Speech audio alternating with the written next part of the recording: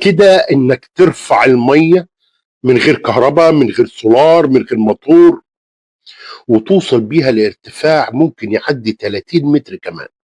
والله ده مش سحر ومش خدعه، دي اسمها الرام بامب، والنهارده انا مش هشرحها، احنا هنفككها ونركبها قدامك مسمار مسمار وبالتفصيل اللي محدش قاله قبل كده. بص يا عبقري، الميه بتمشي بسرعه في ماسوره، فجاه الصمام بيقفل، يحصل صدمه مائيه. الصدمه ديت اسمها ووتر هامر. الصدمه دي هي اللي بتحول طاقه الميه لضغط عالي يرفع جزء منه لفوق. يعني ببساطه احنا بنسرق طاقه الميه نفسها. لازم نفهم حاجه خطيره، الرمبم مش هيشتغل الا لو عندك فرق منسوب في ارتفاع، ميه ماشيه بسرعه، ماسورة دخول طويلة، غير كده هتتعب ومش هتوصل لحاجة. يلا بقى نبدأ بالتصميم الأول، وهنمشي رقم رقم بالظبط. وأول حاجة هنبدأ بيها خط الدخول.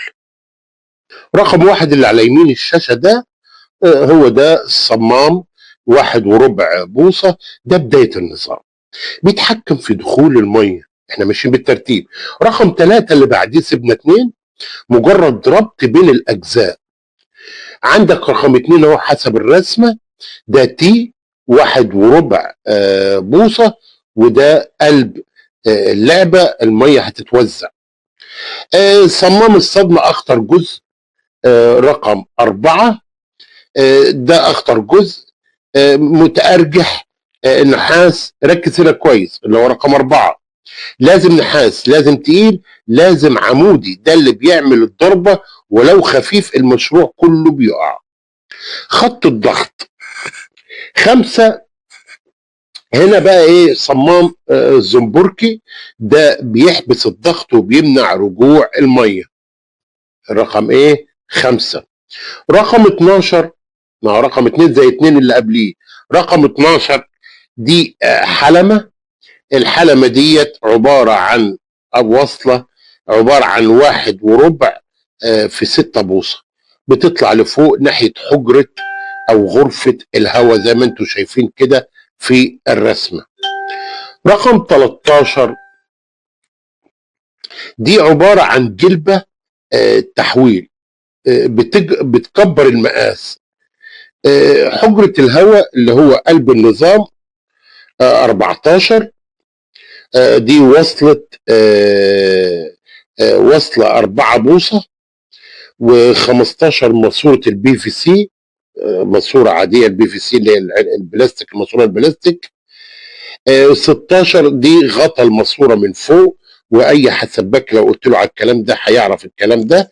اي لقطه من الحاجات دي ممكن تاخد سكرين شوت وتحتفظ بيها عندك عشان توري له. اللي هي 15 ماسوره الرقم 16 هو الغطا اللي قلنا عليه.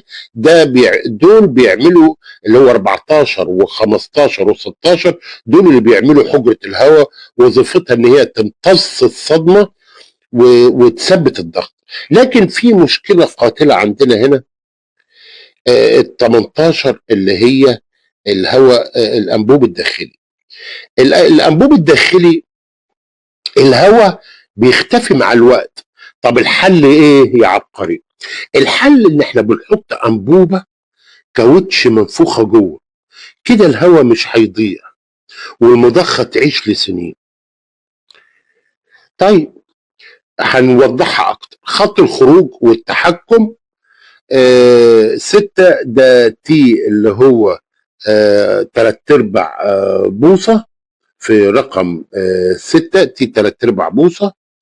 بداية الخروج 7 اللي هو الصمام 3/4 بوصة. الصمام ده أهم صمام بعد الصمام، ده بيعمل الضغط الخلفي، بدونه المضخة مش هتشتغل. رقم 8 ديت واصلة زي ما هو واضح في الرسمة اللي عندكم ديت. رقم 9 دي جلبة تحويل. 10 ده صنبور صغير في رقم 10، ده عبارة عن صنبور صغير لحماية العداد. ده 11 مقياس الضغط، ده بيكشف لك كل حاجة. رقم 17 دي جلبة للعداد. ده تشغيل التصميم الاولاني. التشغيل له طريقه: افتح الميه، اقفل صمام الخروج، سيبها تدق، الاصوات اللي انتوا بتسمعوها. بعد شويه افتح الصمام تدريجي وهتشوف الميه بتطلع قدام.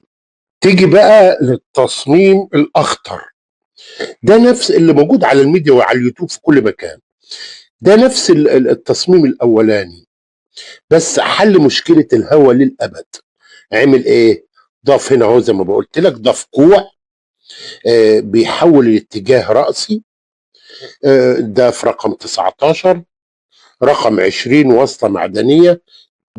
دي أهم قطعة بنعمل فيها ثقب صغير، ثقب صغير خالص. رقم 21 ده مسمار بيتحط في الثقب الصغير ده. الفكرة ايه؟ كل ضربة يدخل شوية هواء يتخزنوا في الحجرة، إذا هنا مفيش فقد هواء نهائي. أخطر نقطة بقى، حجم الفتحة صغير مفيش هواء، لو كبير الضغط يضيع. ابدأ بواحد على 16 بوصة وعدل بالتجربة واحدة واحدة. هنا عايز اقول لك حاجة بقى، في اسرار محدش هيقولها لك خالص. الاسرار دي ايه؟ لازم ضغط خلفي حوالي 10، لازم ارتفاع 7 متر على الاقل. طول ماسورة الدخول مهم جدا. الصوت العالي يعني الشغل صح، اختفاء الصوت يعني في مشكلة. امتلاء حجرة الهواء بمية ده بتدمرها كامل. المقارنة النهائية دلوقتي احنا قدام اختيارين. التصميم الاول سهل ومضمون لكن محتاج انبوبة هواء. التصميم الثاني ذكي ذاتي لكن محتاج ضبط اختيارك حسب شغلك. الرام بامب مش مجرد فكرة، ده ممكن تشغل مزرعة كاملة من غير كهرباء، من غير سولار، من غير مصاريف لو فهمتها صح. انت كده امتلكت مصدر مية مجاني مدى الحياة. لو عايزني اعمل لك حاجة تانية ازاي بتشتغل الرام بامب بالظبط بالتفصيل زي ما احنا عملنا تركيبها بالتفصيل بكده، اكتب لي في الكومنت انا عايز طريقة تشغيلها او عايز التجربة كاملة. طبعا ما تنسناش لو عجبك الفيديو باللايك والشير وتفعيل زر الجرس، لان اللي جاي اخطر بكتير. احنا قناة نبحث عن الطاقة والزراعة، وده اهم شيء موجود حاليا في القرن 21. معكم وائل عباس وقناة عبقري علم.